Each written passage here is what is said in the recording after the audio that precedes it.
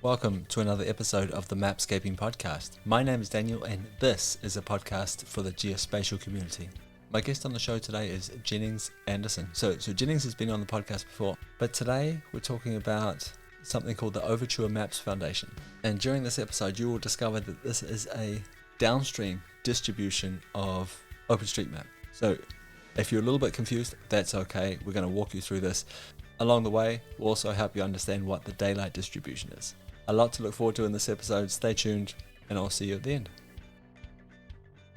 Hi, Jennings. Welcome back to the podcast. You've been here before. I will link that episode up in the show notes of this episode so people can check that out.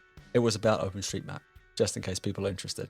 But today on the podcast, we're going to be talking about the Overture Maps Foundation, which is a downstream product of OpenStreetMap. Maybe we could start with an introduction. Would you mind just introducing yourself to the audience, please? Perhaps give us an understanding of your title, of your responsibilities, where you work, that kind of thing, and then we'll head off and talk about Overture. Sure. Thank you. My name is Jennings Anderson. I'm currently a research scientist at Meta. I've been a researcher in the open map data world for now about a decade, which feels wild to say. I had started researching OSM, OpenStreetMap, just after Typhoon Yolanda in the Philippines in 2013. At that point, we were looking to show how the creation of the tasking manager from the humanitarian OpenStreetMap team changed the interaction patterns between all these mappers kind of coming together to produce open geospatial data in the aftermath of the disaster. So fast forward a number of years, I eventually finished a PhD on this topic of studying OpenStreetMap and how people collaborate in OpenStreetMap, and have gone on to continue to collaborate with researchers in the open data space, which has brought me to Meta, where I'm continuing to work on OpenStreetMap data analysis and how we consume OpenStreetMap and clean the data, make the daylight map distribution, and eventually use OpenStreetMap as a major source of geospatial data in all the maps across Meta. Whew, wow, you covered a lot of ground there. I'm pleased you mentioned the daylight distribution. I really want to touch on that later on. I think that's going to be an important piece in understanding the story of the Overture Maps Foundation. But first, a PhD in OpenStreetMaps? What, what do people say when you said that's what I'm doing? My PhD is focused on OpenStreetMap.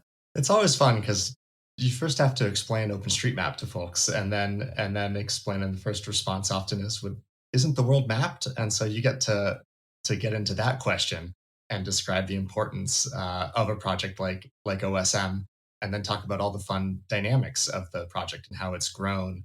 I mean, the last 10 years have been pretty incredible. Just when I started looking at it, it was what, half a million, I think, registered users or something, and now registered user count is many millions. Just over, I believe, 2 million contributors have actually edited the map. So watching these numbers grow in the past decade has been pretty incredible. And yeah, I was very fortunate to be able to study this and eventually finish grad school looking at the evolution of OSM. Yeah, so happy to be here today. Right at the start there, we talked about, obviously, about OpenStreetMap, OSM. I really hope that we don't need to dive into the details of what that is for the people listening to this particular podcast. But you mentioned something else as well. You mentioned the daylight distribution. And I said, I think this is going to be an important piece in understanding Overture. So maybe we should start with daylight. Again, my understanding that is that this is a downstream product of OpenStreetMap, but perhaps you could put some more words around that for us, please. Yes. So the daylight map distribution is an open data product that Meta, then Facebook, started producing in 2020.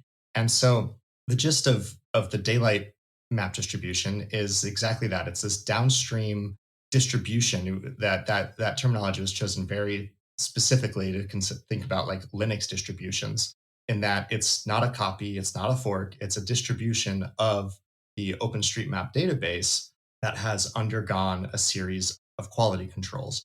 And so, kind of at a high level, what happens is each month, Meta takes a snapshot of the OpenStreetMap planet and then runs it through a number of checks for, coastline integrity, broken relations, vandalism, any of these potential issues on the map, and then spends the next 4 weeks addressing each of these issues and fixing them. And importantly, all of those fixes are made upstream.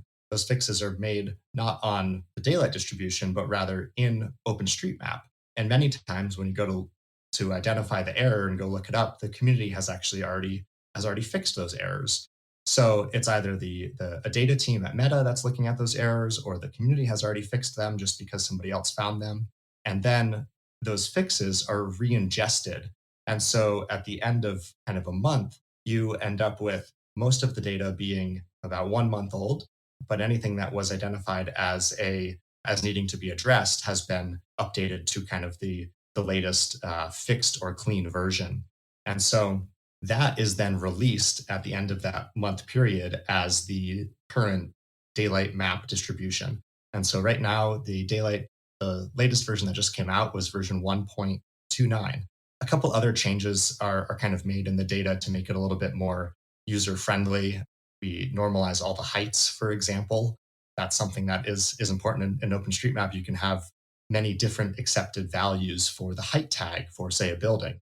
You can have it in inches and feet and meters. And so we'll go ahead and just normalize all that and make that clean into just meters, for example. So a lot of these just little fixes. And then at the end of the day, you have this kind of view of OSM that can be, is kind of an enterprise ready version of OSM where you have this quality guarantee that it has been looked over by a data quality assurance team. And that is what, we end up serving in our maps at Meta, as well as a number of other companies will ingest. Importantly, the daily map distribution is open and free for anybody could to go download that and use that as a version of a distribution of OpenStreetMap data into their products. Wow, that was a fantastic overview. Thank you very much for that. Really appreciate it. So let's jump further now and talk about the Overture Maps Foundation, what it is, and then my hope is that we can pros and cons between the daylight distribution, OSM itself, and use that as a way of helping people understand what this is. What is the Overture Maps Foundation? Who is it for? How is it different from these other huge data sets? Yes. Okay, so the obvious leading question here is if you had to explain Overture Maps Foundation to me, how would you do that? So the Overture Maps Foundation is an open data project within the Linux Foundation. And Overture aims to create easy to use and interoperable open map data for developers who build map services or use geospatial data generally. So this means bringing together all of the great open geospatial data sources out there, of which OpenStreetMap is one. And I think a key word here is the interoperability of this data. So finding ways to bring together multiple open data sources, such as OpenStreetMap. And then let's take another data source from one of the steering members of Overture is Microsoft. They have the Microsoft building footprints. That's the building footprints extracted from imagery all over the world. I think the data set in total has about 1.4 billion, building footprints. That data can then be, combined with OpenStreetMap building footprints, and now you end up with potentially the most complete open data distribution of building footprints. And so that's one example of two data sets coming together within Overture Maps. So this is a fantastic example because aren't those same building footprints being slowly but surely ingested into OpenStreetMap? So my question is, what problem is Overture solving here compared to OpenStreetMap itself and the daylight distribution? How is it different from what's happening over in those other two places?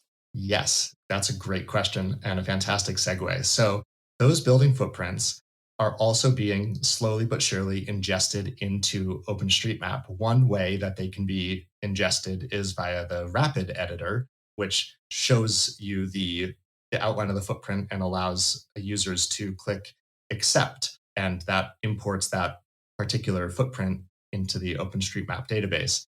Now, that's the important piece there is this footprint was the product of a machine learning model. And by a user clicking on it and saying accept, it's now been human validated. And now it's been added to OpenStreetMap, right? Because the data in the OpenStreetMap database has a specific level of quality, which is it has been created or curated by a mapper, right? OpenStreetMap is a community project. And so by virtue of accepting that building, that data has been validated, and now that particular building is part of the OpenStreetMap data set, as well as still exists, in this Microsoft building data set. But we can use that signal to say, actually, this is now an OSM, this is now an OSM building, and we can then take that as it has been seen by a person and has been kind of validated. So an important kind of intermediate step there is that alongside the daylight map distribution, one thing that Microsoft does as a daylight partner is they take their building data set and they compare it to every version of daylight, and they'll go ahead and subtract out any building that already exists or overlaps a building that's already in OSM. And they release that as what they call the sidecar file. So if you look at what Daylight has historically done, you have for each version of Daylight, you'll have the OpenStreetMap Daylight distribution, and then you'll have the sidecar Microsoft Buildings file, which is released as an OSC file. And when you apply those two together, you get all the buildings together. You get this union of buildings where you're not going to have any Microsoft ML building kind of overlapping or overwriting an OSM building, because we're making that decision that since it's in OSM, it's been accepted and has this kind of human validated quality level to it, which we're saying is always going to be better than just an unvalidated version of a building from a machine learning model. Now, that's still these two distinct data sets, right? To use those two in conjunction, you have to go download and import all of the daylight data, and then you have to apply all the Microsoft buildings to it, and they still are going to look different. One's still coming from OpenStreetMap, one is still this other data set. And so Overture takes that one step further and says, well, let's go ahead and acknowledge that we want easier to use interoperable open map data. And we have these two building data sets. We're going to produce a building's theme with its own schema, and we're going to find a way that we can map both the OSM data and the Microsoft building data into that.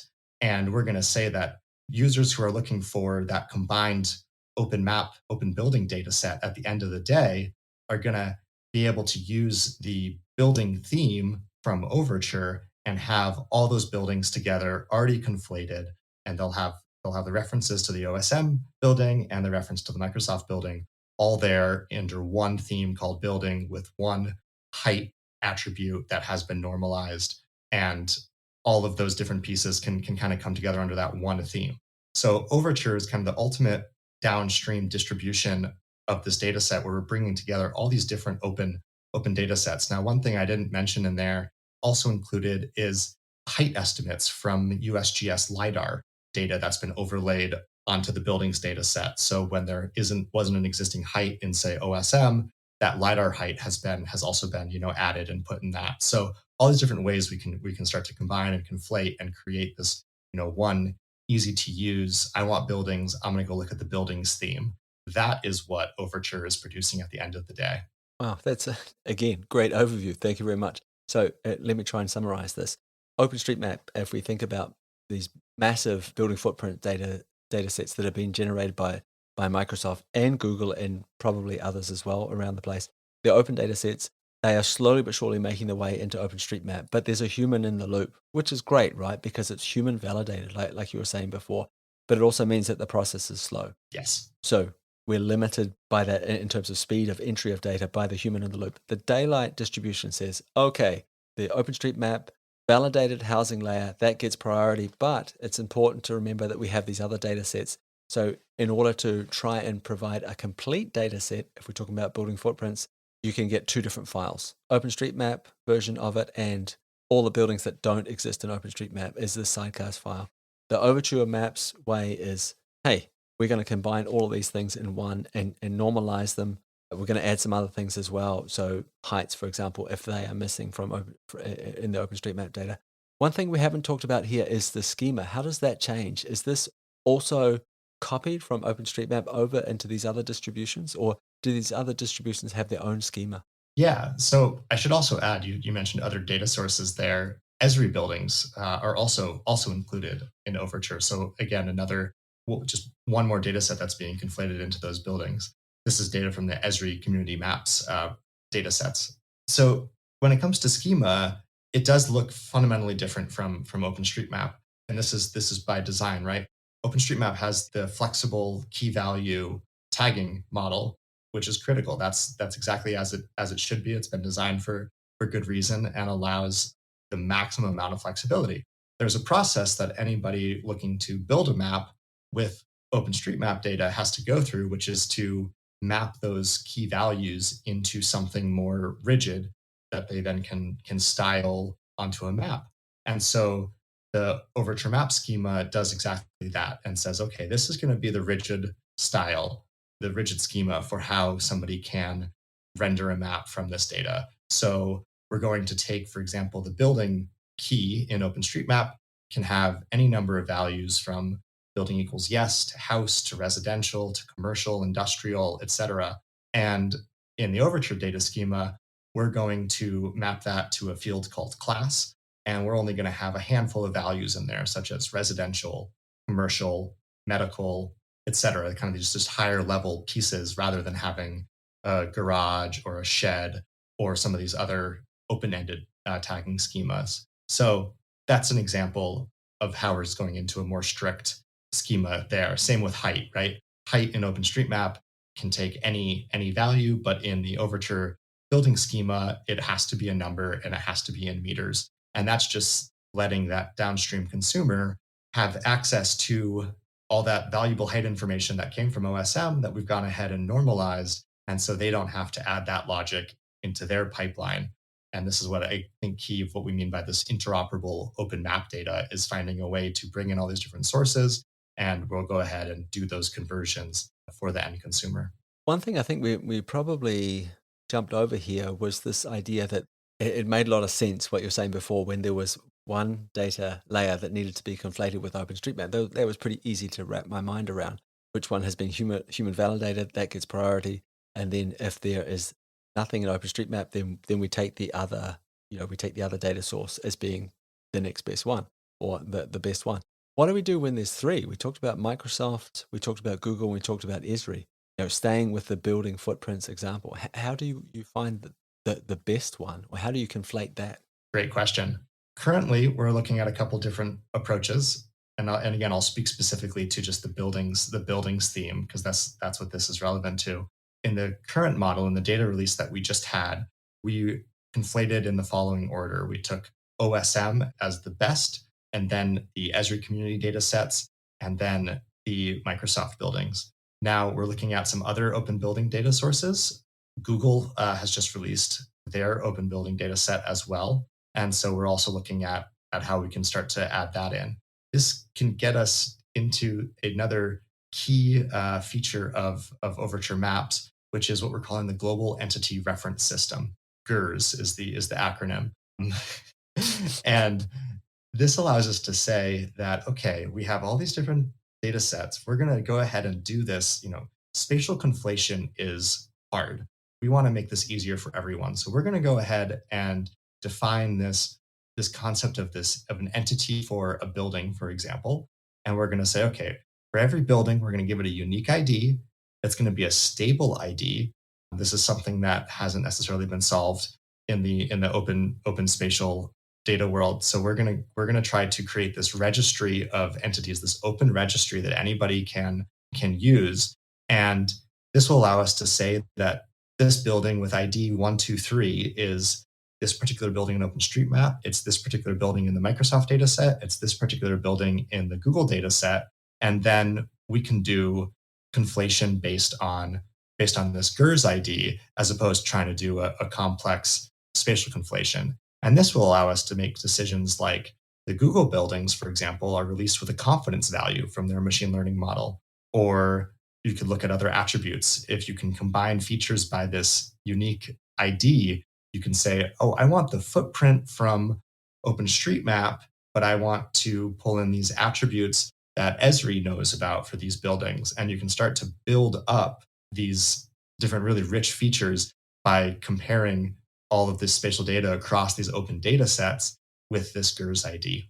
Wow, that is a really, really big idea. Yeah. It'll be pretty amazing if you manage to do it. Like, I'm sure you're going to do it right, but it doesn't sound easy. I'm thinking about But what if there's an offset? Like, how do you identify the same building in lots of different data sets? A tree hanging over a building and that was imaged when, with leaf on, for example, might make that footprint look quite different to the same process being run when it was when the leaves were off the trees, or the tree was cut down and that happened in a later data set, or something like that. Or I'm thinking about, so I'm sitting in a room now in my house, not attached to the house, but 2.5 meters from the house is a garage, a separate building. What if this entity of the house turns into two separate features in the future when our imaging gets better, when we have better algorithms, that kind of thing? How do we deal with that in terms of, like, what happens to that ID? Does it get split up? Does it become a parent-child relationship? Man, it doesn't sound like an easy problem to solve. Exactly. It's not going to be an easy problem to solve, but that's going to be an important problem to solve. Everything within GERS has to be stable, and when it can't be stable, meaning that over different releases, the ID needs to stay the same for the same entity. In the case where new data comes in that says, "Oh no, this is the house and this is the garage," but previously the registry, the GERS registry only had one building there, then we need to mark that next version of the registry needs to say, actually, this one ID turned into two IDs. And that's something that we'll need to be able to model so that it's backwards compatible when someone goes and looks up and says, I'm looking for this ID. The power of GERS initially is going to be this like conflation and how people can get the data together. Now, when the data is released, the real power of GERS is that anybody can take their data set and match it to the Overture data set via GERS. So anybody can release a proprietary geospatial data set with GERS IDs so that anybody else wanting to consume that data can now instantly do this ID based conflation. And you can use this open registry as a conflation tool for any third party data stream to match to it. And so that's where GERS will allow you to look up and say, oh, I had this data set. It needed to match to this GERS ID. This GERS ID turned into these two buildings, and that needs to be able to be resolved. So these are some of the finer nuances of what it's going to take for a stable ID system to really be successful. But we are really excited about what this is going to look like and what this is going to enable. Yeah, absolutely. Imagine being able to roll back in time, and see how a feature has changed. My guess is you'll see these things consolidate over time. So four or five different polygons maybe will slowly but surely merge into one more accurate one, because you would hope that we would all be sort of marching towards the truth, that all these algorithms start to agree, or data sets start to agree that, oh, actually the house, the building looks like this. I think that would be fascinating. Agreed. I look forward to when we can get to that point. I think that data is moving in that direction, right? It's only going to improve as better imagery comes out, as better models come out. GERS will need to keep evolving to capture that and to be something accurate that really makes it valuable for external data sources to register to this kind of common registry of entities around the world. Whew, okay, well, you've got your work cut out for you, but you're starting off with a fantastic acronym. So you're off to a good start. So up until now, we've been talking about building footprints, and I think that's been a great example to sort of follow through and think about conflation, thinking about these different data sets that are being produced, how we're going to get them combined into one. We talked about the GERS ID, talked about how with building footprints, as an example, we could add elevation. I mean, it's interesting stuff.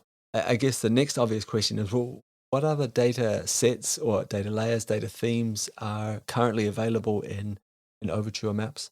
Yeah, so there's four data themes currently available in the Overture data set that was just released. So we talked about buildings, and that is one data set that is using about 500 something million buildings from OpenStreetMap. Another data set that is also a downstream derivative of OSM is the transportation theme. And I think this is another great example of being a downstream slightly augmented version of OSM that is hopefully going to be very usable and again interoperable with other data systems. So this is something that TomTom is also a member of Overture Maps, And this is something that they've been working on, is to take the transportation network from OpenStreetMap, the road network, all the nodes and ways, and they process it and turn it into segments and connectors, right? So it's very similar to nodes and ways. But what's happening here is that in OpenStreetMap, you might have a single road that is made up of multiple ways just because of how it was mapped. But it really is just one road, and having those two ways kind of connected end to end doesn't offer any improvements or any value to a routing network. Likewise, when you join two roads together, like at an intersection in OSM, you don't necessarily, there's no requirement. You can have one road kind of joined in the middle of another road. And that node that they both share where they connect isn't necessarily elevated into anything special. You need to do a more of a complex lookup to say that, oh, this is actually an intersection node because it exists in both of these ways. But that way that was kind of intersected doesn't get split into multiple ways. So if that makes sense. So what happens downstream when we create this transportation theme is all of those pieces are resolved. Those ways that don't necessarily need to be two ways because having them split doesn't offer any benefit become one segment. And then anywhere where you do have data, where you do have two roads coming together where they really should split and create two segments without having to do that kind of complex traversal to recreate that network, then the data will go ahead and split and create two segments and one connector. And so at the end of it, you look at something that's going to look exactly like the OpenStreetMap transportation highway network, but it's just going to have kind of slightly under the hood. It's going to be slightly different in terms of which are the connectors and which are the segments, and it's going to be optimized for ingestion into routing systems. So that's another theme, as well as then on top of that, that's just the structure of the segments and the connectors. And then there's a number of other attributes that are being modeled differently and enabling linear referencing across the data as well. So it is just that I like to think of it as like one level of downstream processing is being done within Overture to produce something that is very usable and kind of immediately consumable. And we're trying to solve that step so that consumers don't have to do that themselves. Is there any sort of conflation going on here? Are we adding other data sets in? Because my understanding is that Meta, for example, produces a roading layer that is ingested into OpenStreetMap via the Rapid editor. Mm. I'm not sure what you mean by that. Are we just talking about the data that's in OpenStreetMap that you're simplifying it in the ways that you're describing, making it more easy to consume, or are we also talking about in terms of the buildings, for example, you were doing normalizing, or you were creating a new schema that was going to be more easily digestible for folks wanting to consume this data, but you were also adding in data that wasn't present in OpenStreetMap. So my question is, are you also doing that in terms of the transportation network, or is this pure OpenStreetMap data that you are simplifying and making more consumable for users? Gotcha. And in the case currently for the transportation theme, it is the full OpenStreetMap transportation network. Currently, that theme is ingesting only OSM data, but there is hopefully a plan for the future to add more data on top of that and do that conflation and build out that road network. Absolutely. Okay. So we've got building footprints, we've got a transportation theme. What else is going on in there? Yeah, so those I wanted to cover those two because those are the data sets that involve OpenStreetMap data. The next one that's exciting is a theme called places. And this is a combination of public place information from Meta and Microsoft. And it turns into the data set is about 60 million points globally of points of interest and places that has never been released as open data before. So this is quite exciting for in terms of an open data offering that it is 60 million, new places all over the world. Wow, yeah, that's pretty cool that they're opening up the data like that. That's great. So three layers is, I don't want to say is that it, because it sounds like an incredible amount of work, but is that where we're at today? There is one more. There is the admins layer, which is administrative boundaries, and that is data currently from Microsoft and TomTom have been working together on that layer.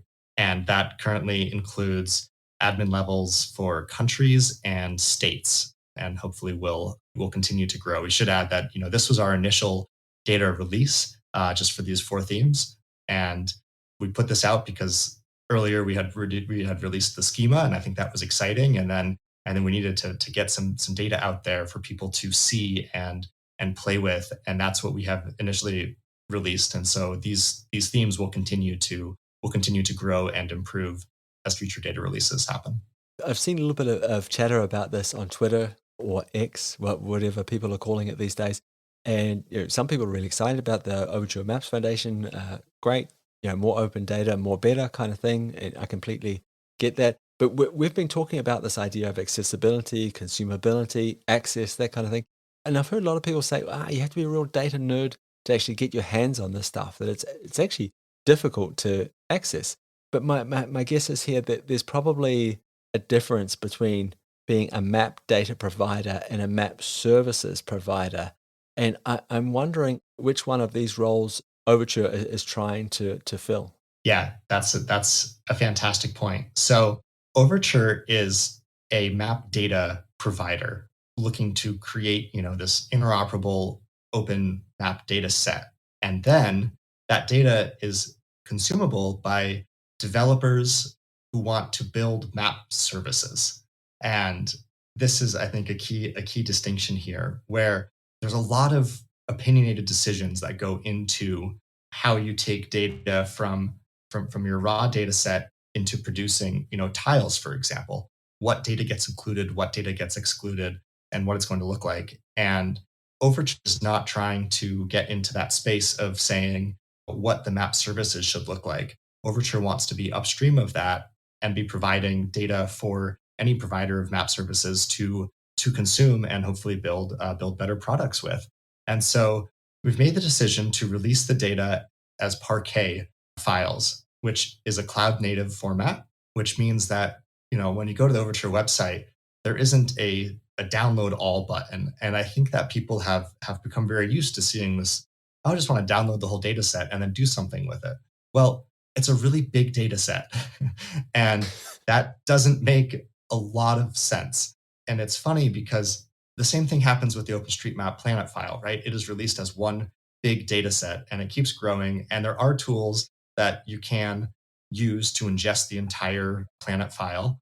It just requires bigger and bigger machines, which then get into kind of cloud computing as well.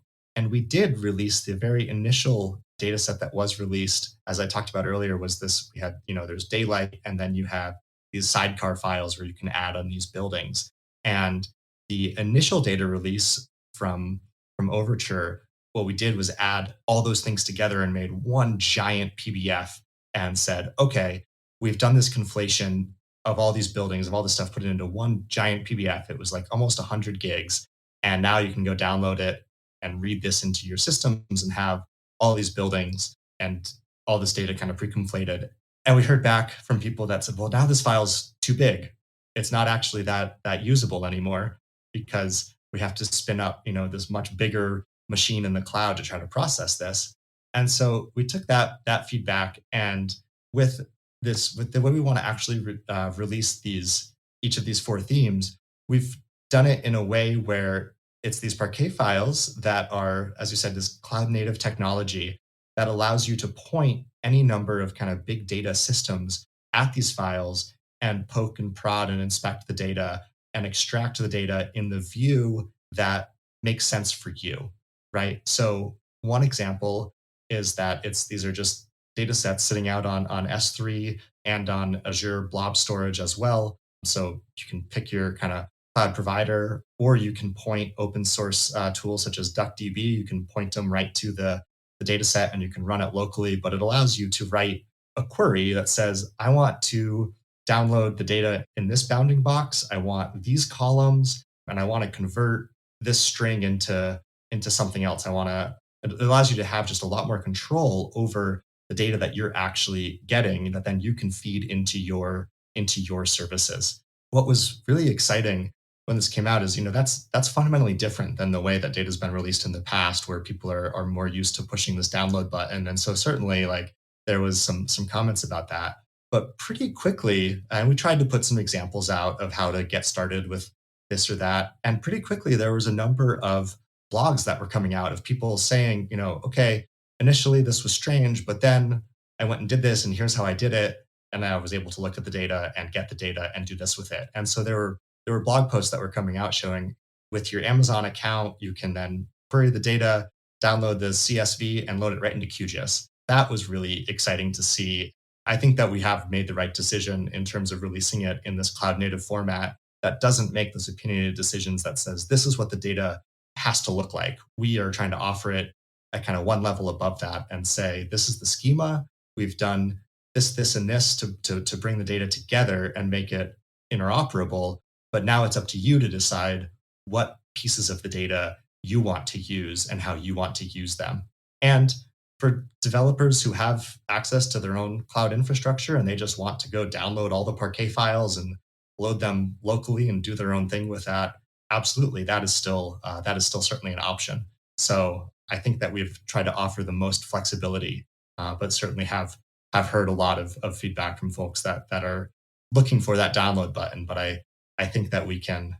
I hope that we can put more examples together as well to show how while there isn't a download button, you can actually do a lot more with the data and how it's being released now. That makes a lot of sense. I also think like choosing those cloud native that cloud native format that you're talking about, that must greatly simplify the infrastructure you need to maintain the data set as well. My guess is there's no servers running in the background. It's blob storage just sitting there waiting. So your job is then to keep updating that blob storage with new files.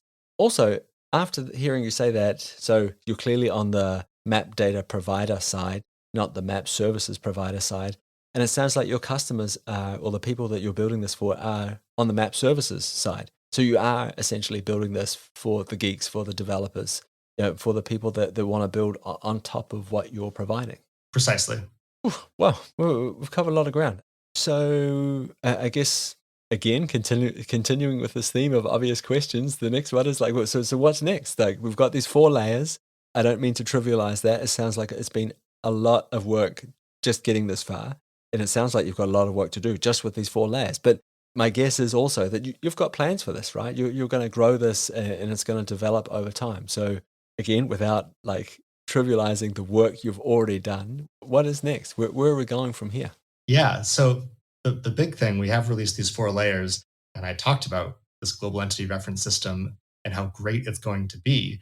So the next thing that we need to do is actually implement it on these 4 layers so that, in the coming data releases, there will actually be a GERS ID that will be this stable ID for all of these roads and buildings, and places and admin features that we're putting out in these themes.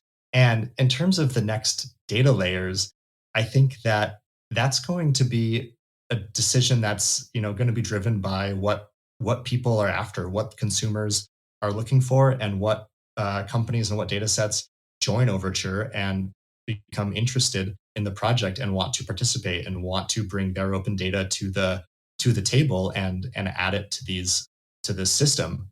We also do want to make sure that one theme that we're looking at next is what does it take to actually make a map from the Overture data? I think that's a big question.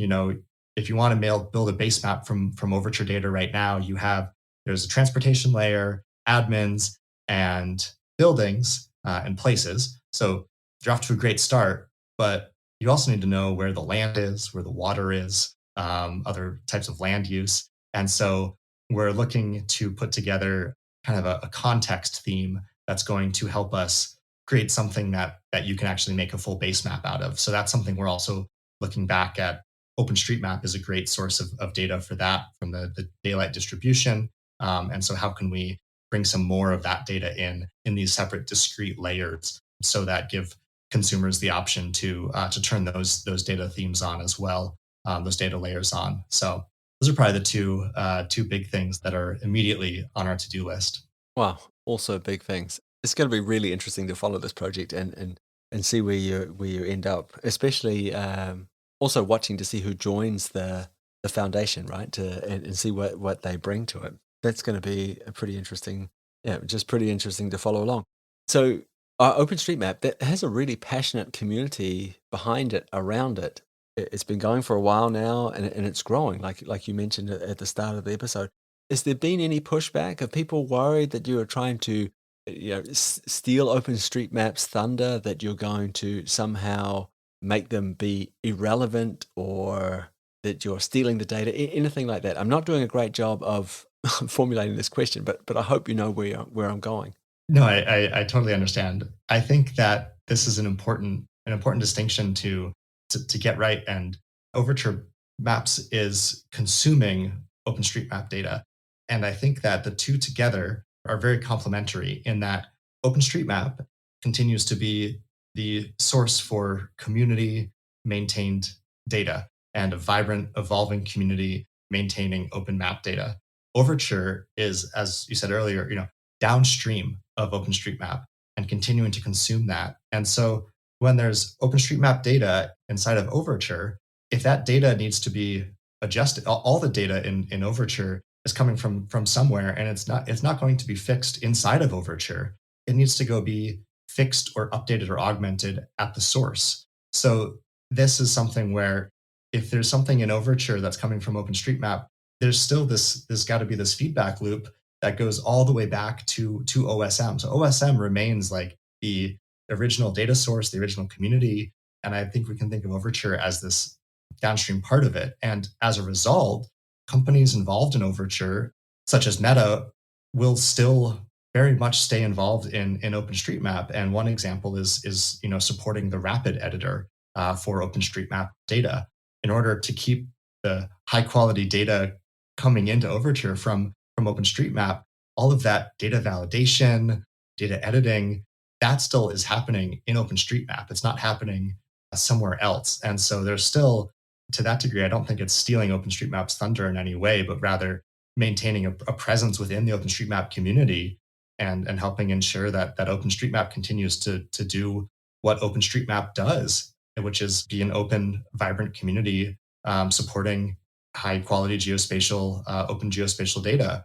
At the same time, Overture provides this kind of place where other data sets can get merged into the Overture Maps data set, such as these, AI derived buildings or roads, where maybe that's not where they belong is in OpenStreetMap, right? This data that historically has maybe like there are a lot of questions around whether AI data should be imported into OSM. And by a rapid, we're saying we're not importing it, but you're actually looking at it and doing this human in the loop validation of this data. And then it becomes part of OpenStreetMap because it has gone through that human in the loop validation.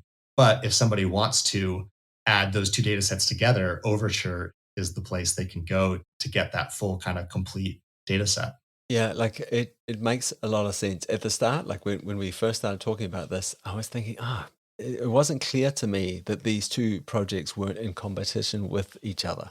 But when you put it like that, when you describe the process of conflating these different data sets, especially these AI generated data sets, I can see where you're going, and I can see why people would want this. I really can. I can also see that if you're simplifying the schema, making it easier to search, this idea of the global features ID doesn't sound easy to implement, but man, if you do, that'll be incredibly powerful. You're adding these extra attributes, elevation. We talked about that before. My guess is there'll be other things along the way, and giving people a place to put their data, which they can't just go and dump it into the community, right, and overwrite all the work that's been done. Or yeah, so I can totally see it from that perspective. And again, I think this is going to be a super interesting project to follow along with. We've been talking about the Overture for a while now. Personally, I think you've done a great job of explaining what it is, or walking us through the process, how it works in terms of these different data themes that you've got in there, and a little bit about what the future looks like. What is the biggest misunderstanding about this project? I mean, you clearly talk to a lot of different people in the mapping world. What is the bit that they don't immediately get when you start talking to them about Overture, or what is the question that a lot of people will ask you about this? That's a good question. I think it was really enlightening to be at State of the Map US, for example, in Richmond most recently, and talk to people about Overture because I think there's a lot of excitement, and there's been a lot of, I think, speculation once we get to talking about it and explaining, I think again, explaining that relationship between OpenStreetMap and Overture, and showing that, these two aren't existing in competition. You're not going to go to Overture Maps and click edit and edit this like separate version.